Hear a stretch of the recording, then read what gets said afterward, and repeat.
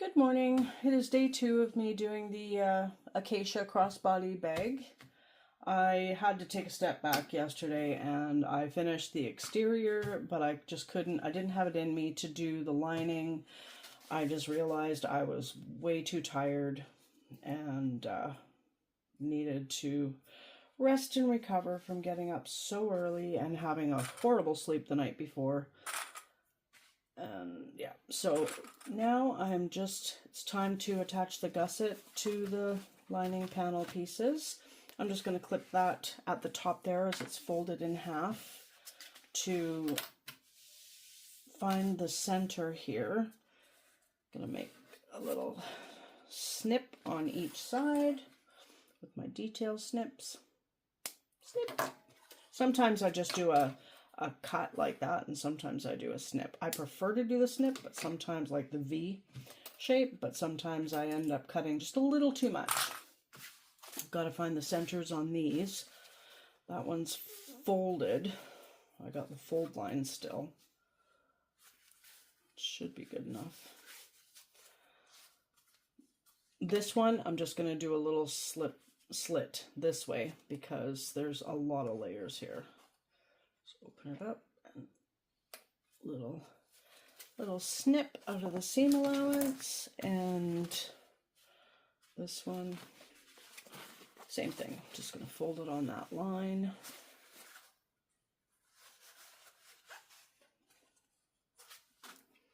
And make a little snip, and they usually just fly somewhere into the universe. Don't know where they went. Anywho, so I'm going to use or install this side first. Now what I like to do, the first one I made, I did not do this, and I ended up sewing over the corners of this pocket. This is where we are going to berth the bag through. And it wasn't a huge deal, but I had to seam rip to get these out and then sew a little bit again. And again, not a big deal, but the way to prevent that, I just take it, fold it like I'm going to make one of them old-fashioned paper airplanes, and take a clip, and it is completely out of my way. So let's see, this is the center, and again, I just don't really think that it matters what side is up on this fabric. This matters because I've chosen, so I have to stick with that choice. But the gusset, I'm just not sure. I'm just going to move it closer to a darker background for me. You want to line up those little V's you made. Pop a clip in there. And again, do a couple more because the one clip, it just makes it so easy to move out of place. So we do those 3. Let me come up here, line up our corners and the edges.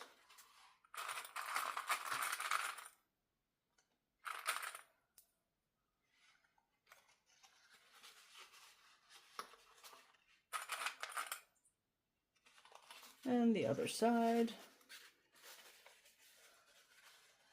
Lining it up. I was thinking about going to get my nails done today. I haven't had my nails done professionally since I got married almost 15 years ago, well, 14 and a half years ago. I just don't do that, but I wear contact lenses, and I'm noticing that my index finger and my thumbnail, they're getting a little long and starting to claw my eye out a little bit. So not sure getting my nails done, spending that kind of money and having them be pretty just for a few more days before I have to chop them down a little bit myself. That would be a waste of money. So I won't. But I'd like to go get pampered one day. Mani-pedi. It is spring. Almost sandal season. Woohoo! What's your favorite season out there? Mine is technically, surprisingly, winter is my favorite season because it's just gorgeous and it's time just kind of seems, I know I've got that piece right there and I'm not too worried about it. Time just kind of seems to stand still in the winter, and I have no craft fairs to do, and it's just sit at home and make product. Love it. That's my favorite. And as long as I don't have to do any driving in the snow or ice, I'm totally fine. So I would choose winter as my favorite season as long as I don't have to drive anywhere. If I do have to drive places, if we have to factor in all necessities of life, I would have to say fall is my favorite. Putting little snips in my gusset. I could, and you could, make them a little bit bigger because we're going to taper the bottom part of this gusset piece in order to make the lining fit super snug and nice inside our exterior. If you make your lining the same size as your exterior, you run the risk of having a baggy, saggy lining. Those two things that are the same size can't conform to each other, as well as nesting something a little bit smaller into something a little bit bigger. Doesn't have to increase by an insane amount, just a little bit. And it is mentioned in the pattern, I believe. I haven't looked at it. I'm sure it does.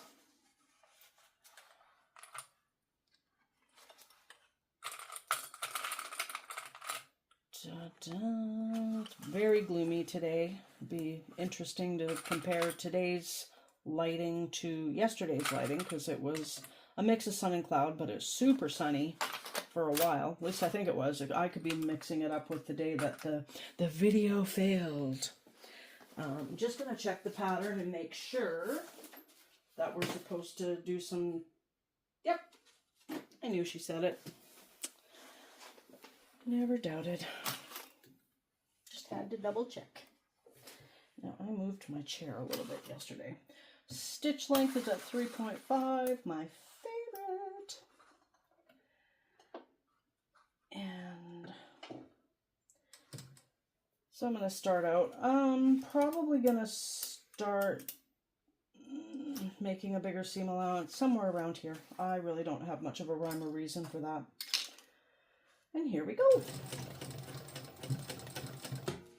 I've mentioned it in other videos. My sewing machine's name is Fiona. Named after Shrek's wife. Because this is a big, strong, beefy machine. And she's kind of ugly. And I thought, oh my gosh, what's Shrek's wife's name? Fiona.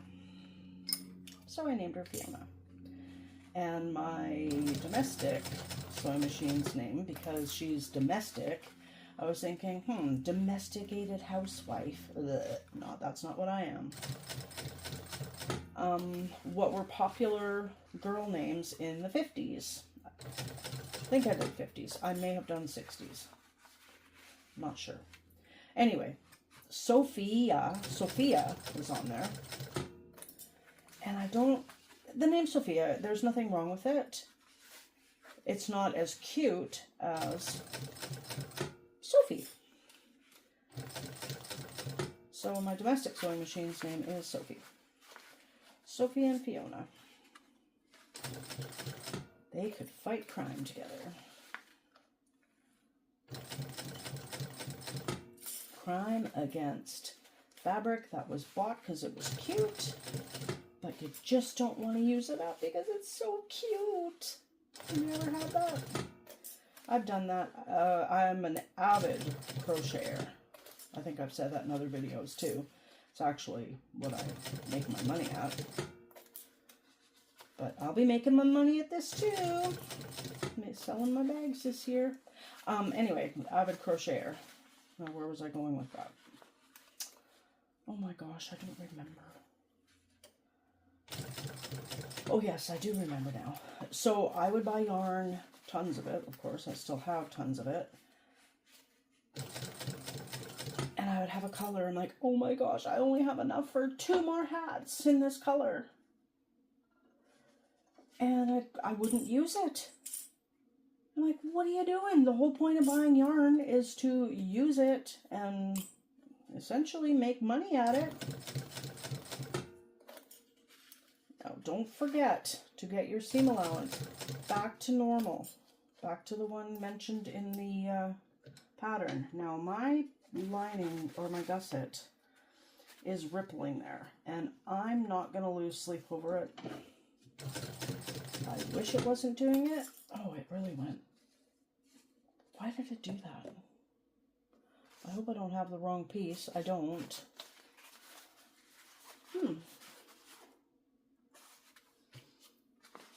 Oh well.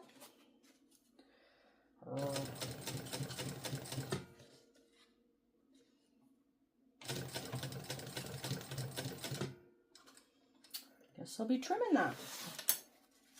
That's never happened before. Anyway, yes, if you bought fabric or yarn or anything that is so pretty and you just, I don't want to use it up, use it up.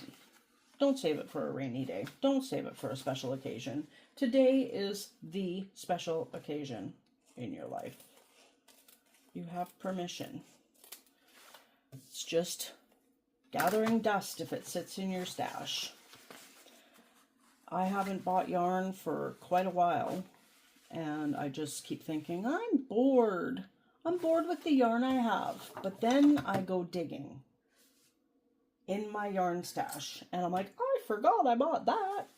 And it's like I literally shopped my stash, found something else that I'd forgotten I bought, and my crochet fever is reborn. So, yeah, and if you use up all your stuff, guess what? You get to go out there and buy more. It's awesome. It's fun. And there'll always be more fabric or more yarn that is just adorable and that you'll be like, oh, it's so pretty, I don't want to use it. Use it. Because again, you may not see that color again. Take pictures of it. You might not see it ever again. Take pictures of it to remember it and move on, because there will be colors that... There could be colors in the store of yarn right now that I'm missing out on because I have so much yarn that I just don't even have room for it. I would have room for it if I hadn't started sewing. But I started sewing. I have very poor posture thanks to crocheting. I would just be hunched over, just crocheting like crazy, like smoke would almost come off my hands and the hook and the yarn. And I used to crochet upwards in the summer when the farmers market's in full swing, and I used to do 3 markets a week. That was absolutely insane. I would crochet up to 16 hours a day. I never ate a true meal. I just snacked. I'd have them sitting in a bowl on the couch beside me while I just hammered away at hats and hats until my body said, you know what, we've done enough for you and you're not taking care of us, so we're going to seize up on you and you won't be able to do anything. So I ended up with frozen shoulder in my left shoulder, and my right shoulder was getting sore because my arm was compensating for the injured left wing. And oh my gosh, I went to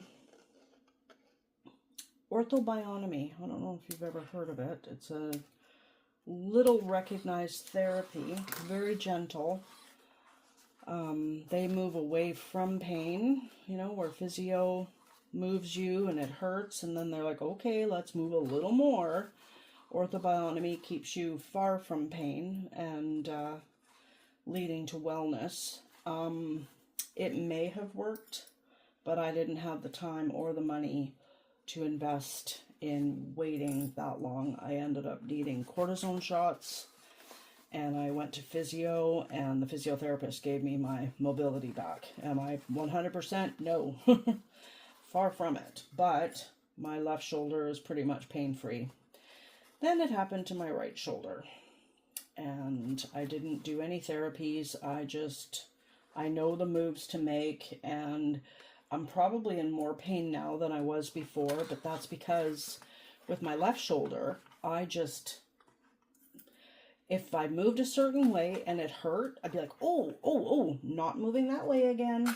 And I wouldn't move that way again because I remembered that hurt like the dickens.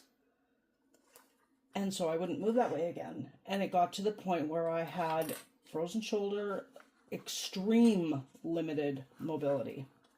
Could barely move my arm, could not put my hair up anymore. It was awful, terrible, horrible. And my body told me, we're in charge and you're going to start working smarter, not harder. And that's what I absolutely had to do. And it was not fun being told that, because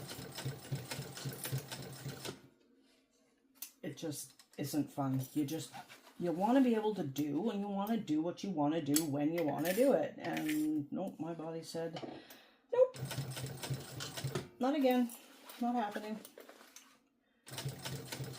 So, I was saying, I'm probably in more pain now than I was before, but that's because I refuse to stop moving. I move my arms all the time. I force myself to lift my arms above my head. I force myself to put my hands behind my back. It is pitiful to see how small the movement is, because I just can't go any further because it is absolutely locked. It's impossible for me to move it further. Although with more and more, yes, it would be possible. I'm not saying it's like that forever. It's just hard to do. And anyway, I refuse to seize up like I did the first time. That was absolute insanity. And I'm going to get back to the original seam allowance here up at the top. This side went better. Let's get up a little bit closer there. And there we go. Our lining is complete. And I hope that little bit I trimmed off isn't going to pose a problem when we put our larger exterior into this smaller lining. I'm going to trim up my seam allowances here so it's not so bulky. Not trimming here. It's not necessary to sew a second row of stitching around here because the exterior is going to support the lining anyway. But we still don't want to cut right up at the top there. I'm just trimming this down. We didn't need to leave a hole open at the bottom or the sides because we've got it in this pocket here. And I usually end up cutting one side of this all the way up to the top. So let's see if it happens again. I'm hoping not. Now it looks like I sewed a second line here, but that was just sewing the slip pocket on. So it's okay to cut that off because it's attached with the other. Much easier to cut than the exterior was. Ooh. And there we go. And I remembered. Yay! Okay. I can unclip that. Boop. And I'm going to go get the exterior over on the table here. Ooh, this is thick, meaty. Decoville.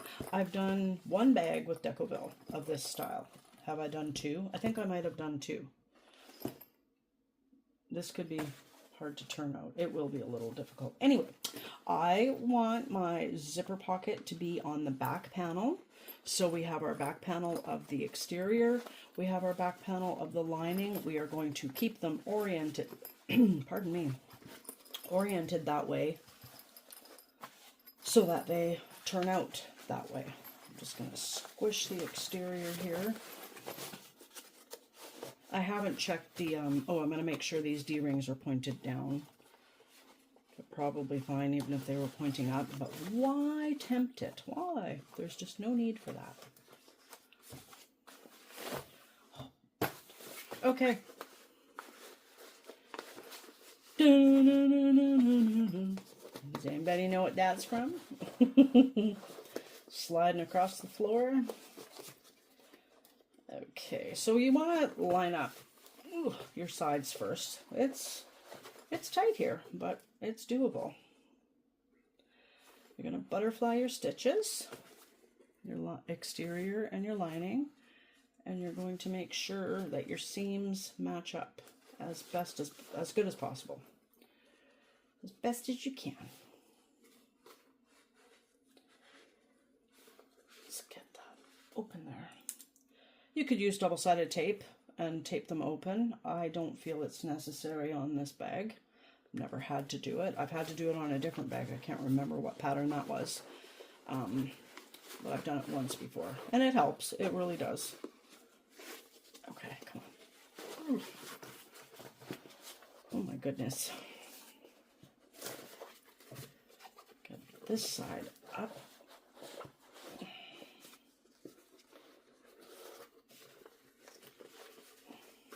Oh my gosh, what is going on here? Might have to use staples at this point. I don't want to, but I might have to. My worry is that the vinyl I have chosen is delicate. It's a lot more delicate than anything I've ever used before. So that is a concern. Now, why did I go over... Oh, whatever. Started on one side and just did one side. Oh, well. No biggie. Just putting a clip on each wing of the seam.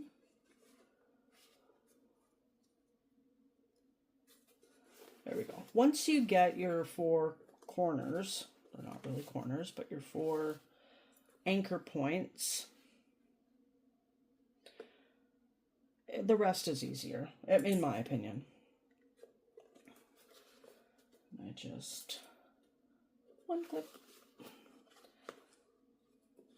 I don't know if double-sided tape would be helpful here. It might be. There might be some patterns that do use double-sided tape. I've never done it.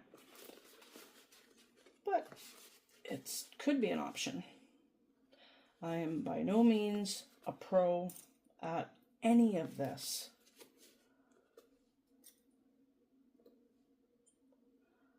None at all. But I hope to get there one day.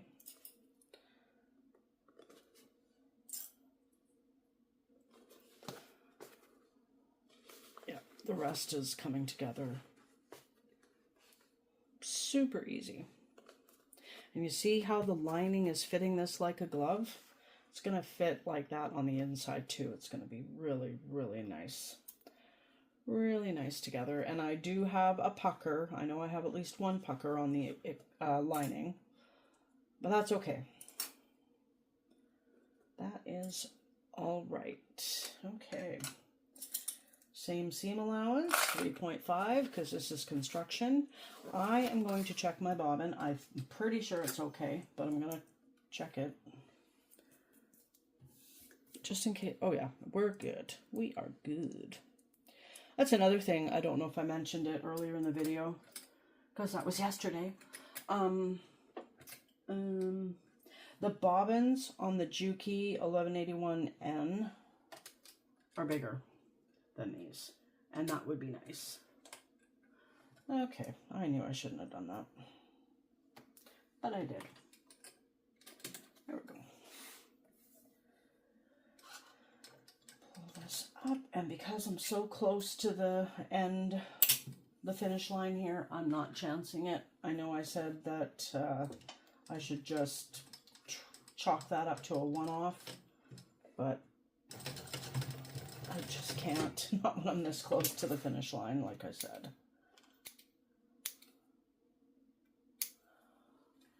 Might be time to get a new scrap. That is pretty full of thread. I'm actually going to move you over to the other side. This could take a bit, but for you, it'll be 1 second.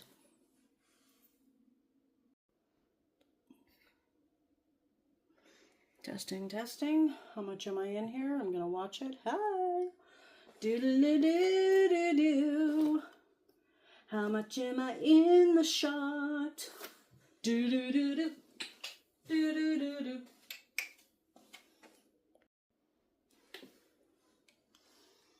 Okay, seems like this could be a good angle. You can let me know in the comment section below what angles work well for you and which ones don't. Got my trusty readers on, so A, I can see, and B, I have eyeball protection in case the worst happens and needle goes flying.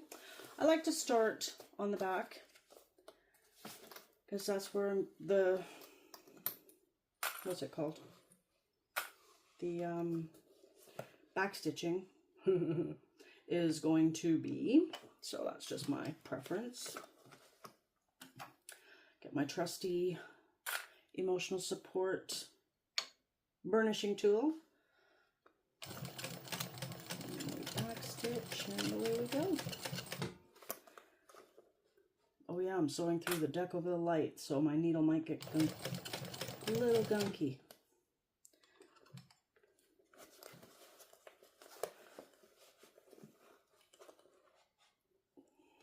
My husband was watching a tutorial with me a long time ago, and they said, I'm going to take this over to my cylinder arm and finish up the top. And a few seconds later he goes, you're going to want a cylinder arm, aren't you? I'm like, of course. Oh, of course I am wanting one. But I think we'll need a bigger house.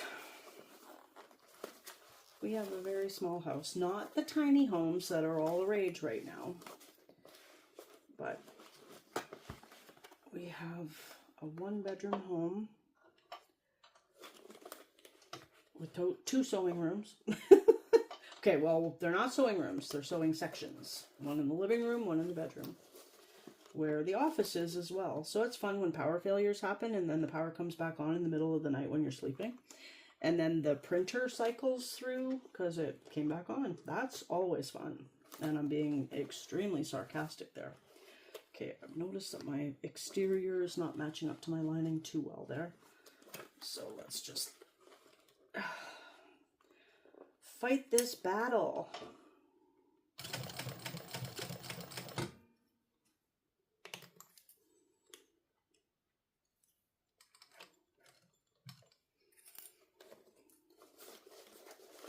It's a little bit tight in here, but it's doable.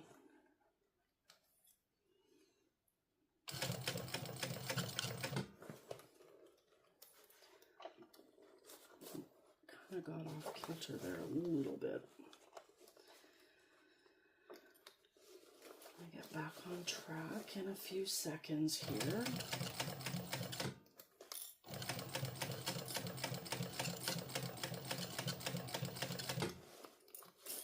I'm going to trim my thread here at the beginning because I don't want to sew over it.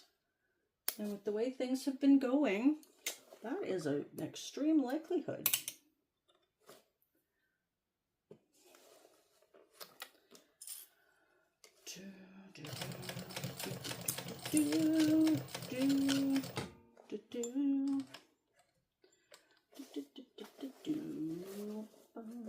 Sorry. Just can't handle the silence. My ears ring. And this is challenging. If I'm talking, it's fine, but I also have to concentrate at times. So, oh, and another thing, when I crochet, I can't listen to music because I'm counting. And with sewing, I listen to music. Except I don't listen to anything that I rock out to too much because then I end up going, like my whole body gets into it. And that can lead to incorrect seam allowances. I speak from experience.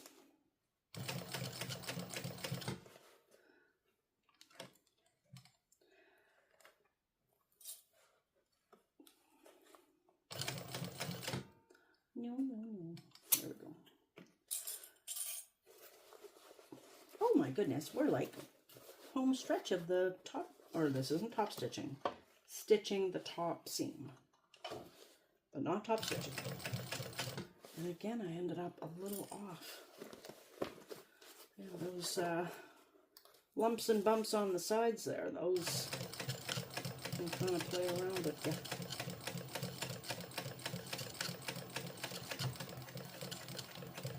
And you back stitch. Now, I could go around a second time, but I feel that this one time and then turning it right side out and then the top stitching, that acts as two seams. The other thing, they say to trim this down. I don't want to. You might want to for a domestic machine because this gets really thick and bulky. I don't like to do it. I like to stitch through all of it. So that's what I'm going to do. I debated. I was thinking of turning this right side out off camera, but no, I think it's important to do it on camera. Hopefully. I'm just trying to get the flap out first. I don't know how much you can see. I should maybe change angle again. Wonder if I should. Should I?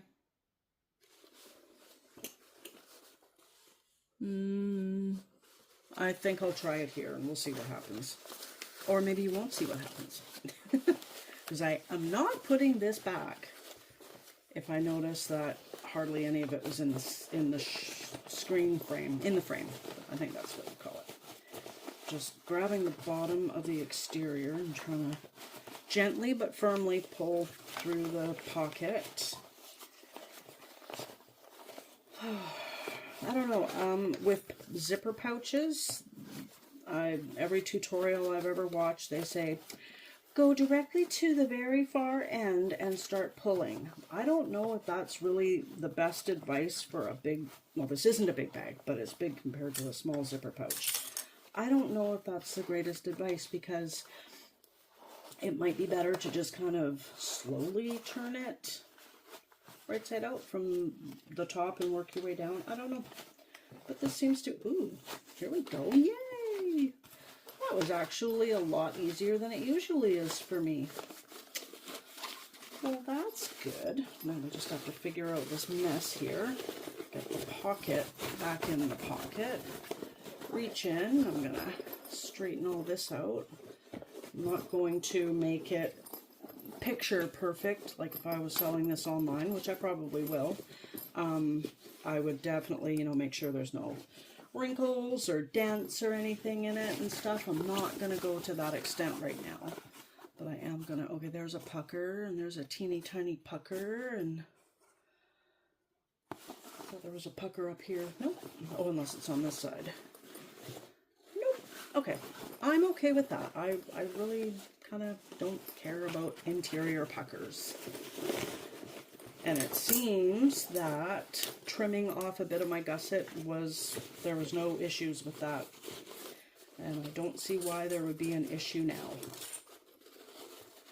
Okay, let's just roll this top seam here. A good tip is to leave your pocket open until you've done your top stitching, because you can get in there with your hands. And it helps a lot. And you can get around the whole thing if you so desire, which I don't. So stuff. I grab the lining and actually just pull it right down. Just roll it so that your seam here, where the exterior and the interior meet, you just want to make sure that that's as close to the top as possible. And clip it. Now clips are not going to fit on my clips anyway, will not fit on the bulky seams here. And I've got a little tip for those, and I'm going to do this first because I don't know where my tool is for it. So I'm going to clip this and then find it. I moved it out of the way yesterday, but it works really well. It's a key fob hardware set of pliers. You can use any set of pliers, but you just got to make sure that you protect your fabric from the teeth or the grooves on any set of pliers. You can use a rubber mallet. Anyway, I use the key fob hardware pliers. They come in very handy. They have rubber tips on them, so they are completely safe to use on any fabric. I don't see that there would be a problem. Oh, my hand is so sore. I don't see that there would be a problem on any fabric at all. I could be wrong. I only work with cotton, this waterproof lining, canvas, which is cotton, and vinyl. Oh my gosh.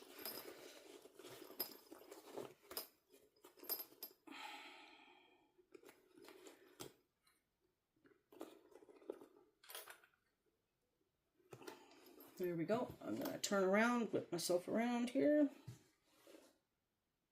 And I don't see my pliers.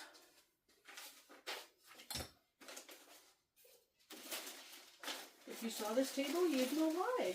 Where did they go? Okay, I don't know where they are. I will be back. Found them. They were behind me closer than I thought.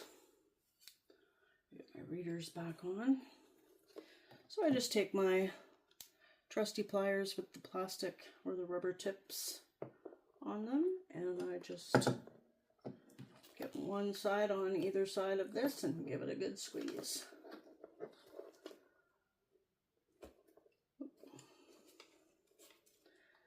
It helps immensely. Now, this machine really wouldn't have much problem going over these big, huge seams, these bumps in the road, but I've had issues with my top stitching from the bobbin, not the needle section of the top stitching. It's the bobbin section, and I hope it doesn't happen. I mentioned this in the video that will never see the light of day because I've deleted it. And I mentioned it and I talked about it. And I said, I hope I don't get to show you. And it didn't happen, so that was awesome. So I'm going to say that again. I hope I don't get to show you what happens. Anyway, keep your flap out of your way. I start again at the back, less noticeable. Let's increase our seam allowance here, and just kind of squish the bag, make sure the other side does not get hung up in here and get stitched. That would be heartbreaking to happen. Anyway, just make sure everything's out of the way. Get that under the presser foot.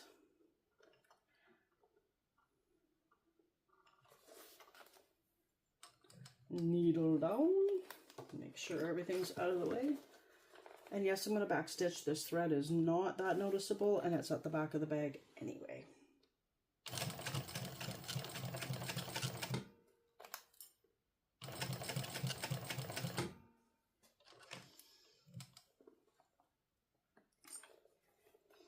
Oh, I thought we were already at one of the big, huge, lumpy seams, but we're not. We're getting there, though.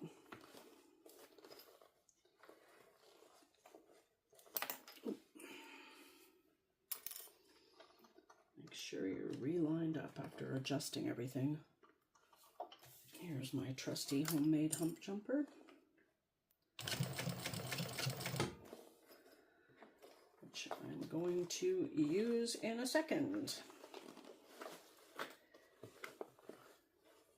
Keep your hardware out of the way for sure. Lift up the presser foot.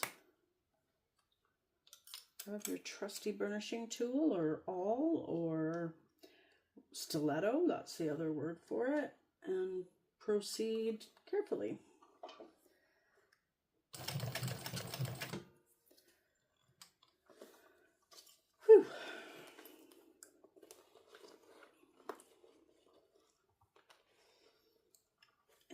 few short stitches. We will be there again. No, stay in the work.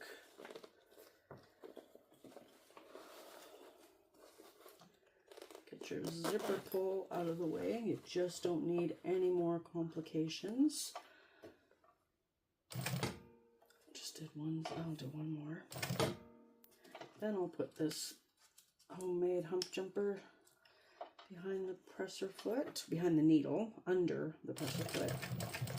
And away we go.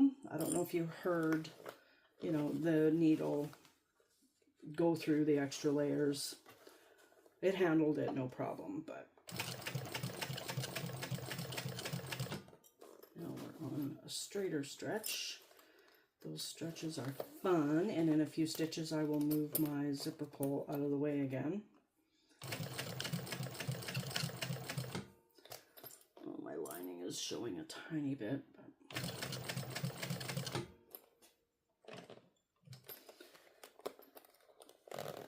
close up the zipper. We're coming up to the other chunky sides of the seams, all the bulky areas.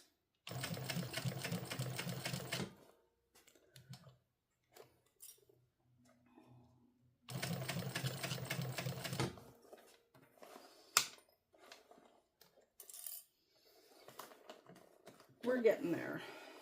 This is the home stretch.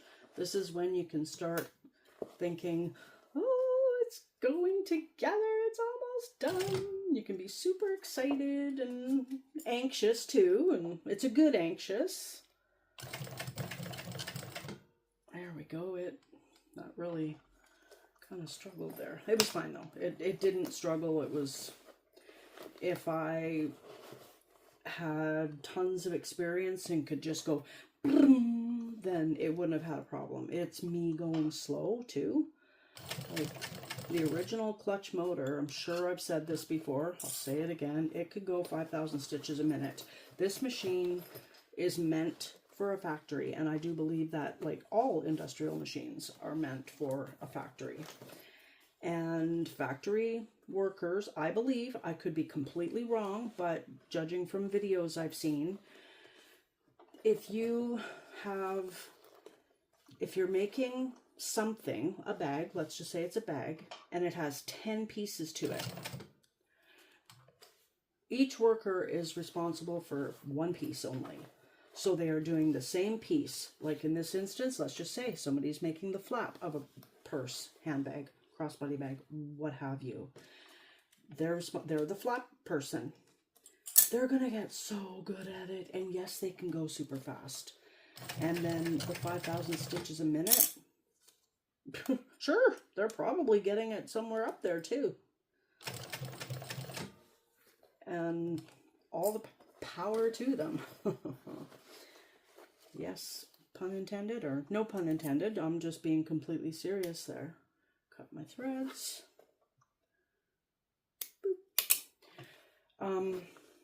But that exists in a perfect world where you could actually sew at your machine's maximum capacity, industrial machines maximum capacity, project in and project out constantly. I don't think there's many that would do that. And then, you know, if you go that fast, you're kind of missing out on the process of it. Like, there's a lot of work that goes into these, and you're missing out. Missing out.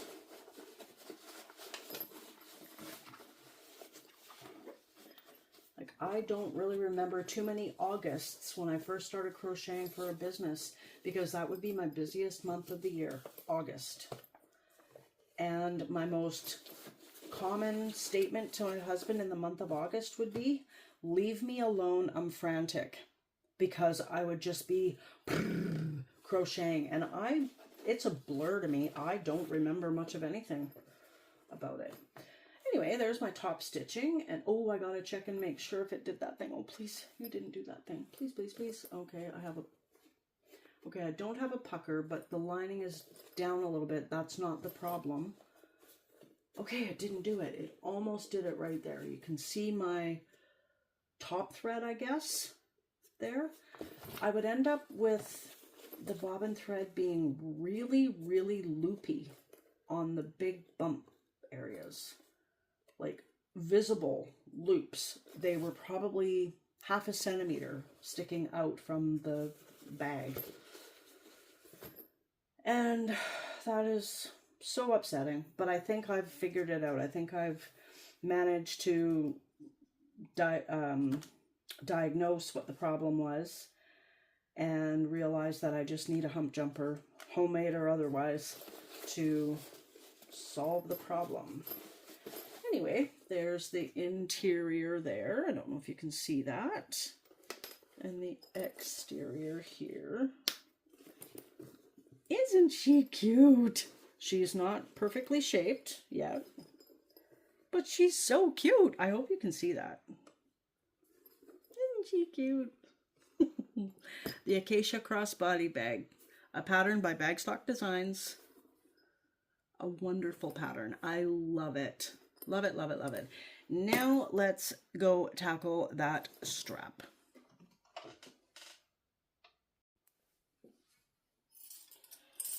Okay, I just looked at my strap here, and yes, I can still see the clip marks all along there. I'm gonna have to take heat to it, damp heat, and hope that that helps. I'm not happy about that. So, lesson learned, do not prep the strap and leave clips on it overnight. Anyway, let's move on. I'm going to trim that stabilizer there, that interfacing, because it's just not part of the game. I'm going to leave this a raw edge anyway. I need my readers on so I can actually see what I'm doing.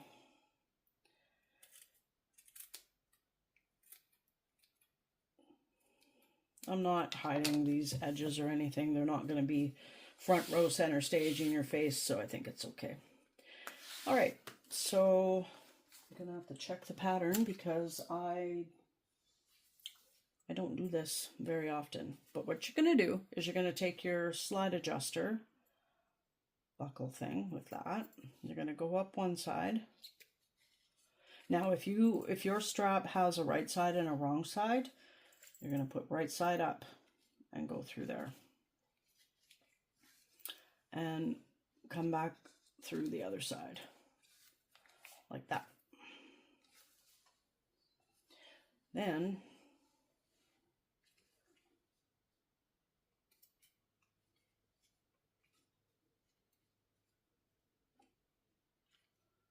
okay, I'm going to back it up a little bit.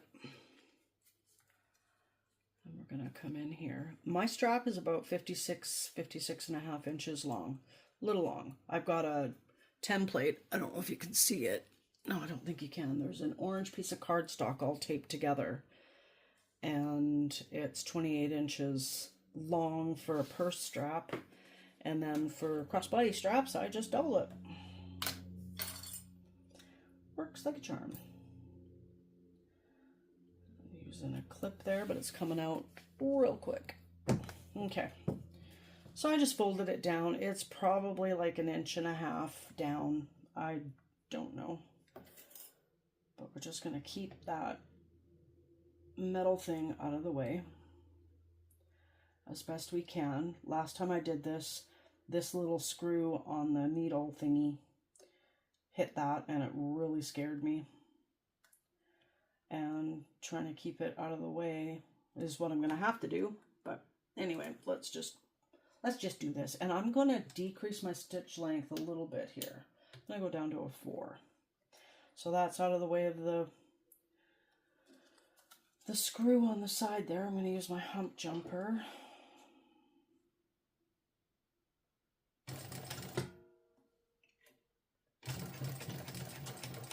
Oh, here we go. I kept my hand over at the reverse lever because I was going to be reversing in a couple of stitches, but the slide adjuster decided to get in the way anyway. Whoop. So that's one. Yeah, I could probably have done a better edge on that or finished it off a little bit better, but It's really not going to be that noticeable. It's not going to fray. It's going to be fine. And now this slide adjuster, this metal scary thing, is out of the way. So, hey, eat the frog. Get the worst part over with first. Worst first. I'm going to take my lighter.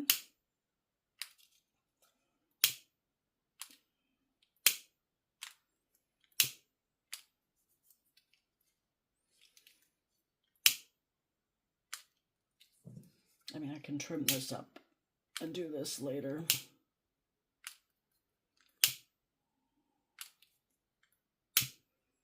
Boop. There's that one. Now what do I need to do?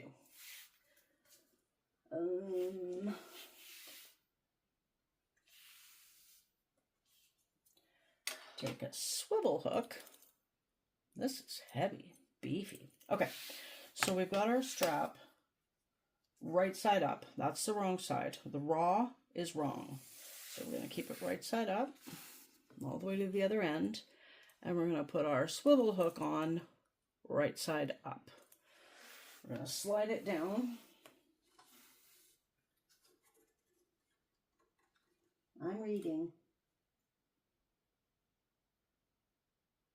Where is it? Oh, there we go. And we take this end, the free and clear end, and we're going to bring it around, keeping everything straight. Bring it around. Ew, this is fat. And we're going to go through this swivel, or not swivel, it's, don't tell me. You can't tell me. A slide adjuster. Uh-oh. Come on, baby.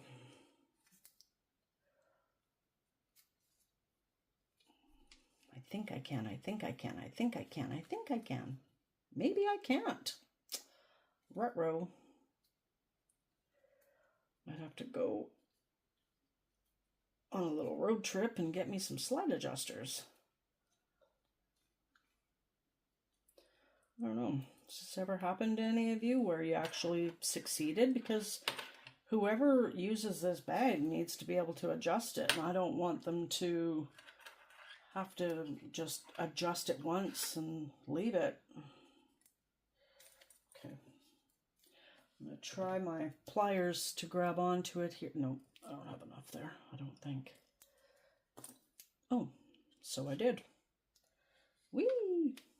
Didn't want to break a nail. That would have been horrible. I think that's too fat. Oh dear. Yeah, this is way too fat. I'm going to try and get that out. Okay, so I've made the Acacia Crossbody Bag, made the strap. I don't have the proper hardware for it, so I will have to leave it at that. And I do still have to close up the pocket. I'll do that right now. Well, that's a little disappointing. Oh well. Stuff happens. So because you folded it up when you sewed the side seams of your zipper pocket here, you just have to kind of pull on the ends and the fabric just folds in. I think the back one was a little smaller than the front, so it's not wanting to fold in as nicely as the front one, but you just fold it in bit by bit and clip it along and then sew it shut. Yeah, I think the back one was a little shy, but it'll be fine. It will all work out. And at this point, I try and match up my thread with the pocket. But because, okay, if it was the lining, I would try harder. I might even take this to my domestic because I have every color of thread under the sun for that one.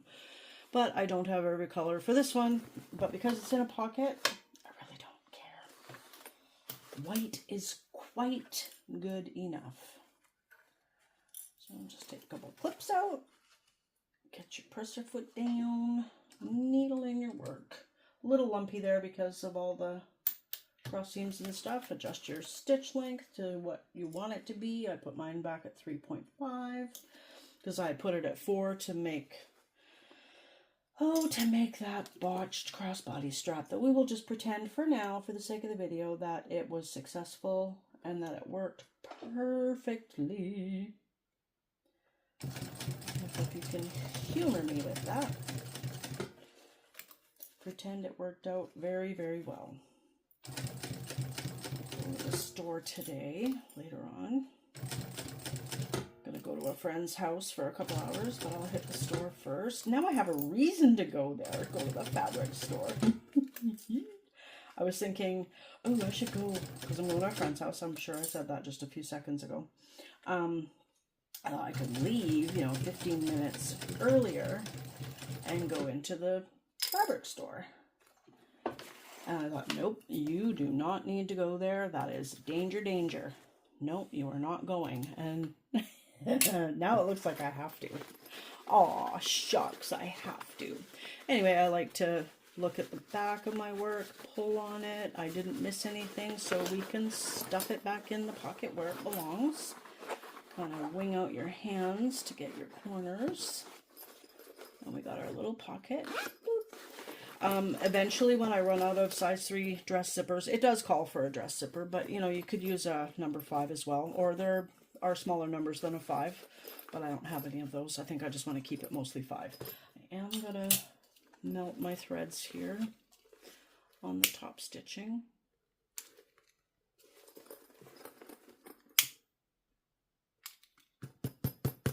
There we go. So there you have it. The Acacia Crossbody Bag by Bagstock Designs. I hope that's centered. Let me look. No, it's not. Oh my gosh. Well, there you see it. Ain't she cute? So cute. Flap goes open. Got a front zipper pocket. And my phone is a Samsung Galaxy S24 Ultra. It fits in here. It doesn't slide in perfectly effortlessly. You have to kind of go in on an angle, but it fits in there nicely and it comes out nicely too. And then you got your main compartment. You got your zipper pocket at the back here for any little goodies that you don't want anyone to see. And then you've got your slip pocket. You've got your main part right here, which I have not tried my phone. And then you got your, I'm gonna have to trim that down a bit better. But you got your pen slot. And it's just perfect. I mean, this could be a makeup bag too, and that could be for one of your most used makeup brushes. There you go. Thank you for watching. Please like and subscribe. Let's grow my channel. Please, I would greatly appreciate it. Take care. Bye.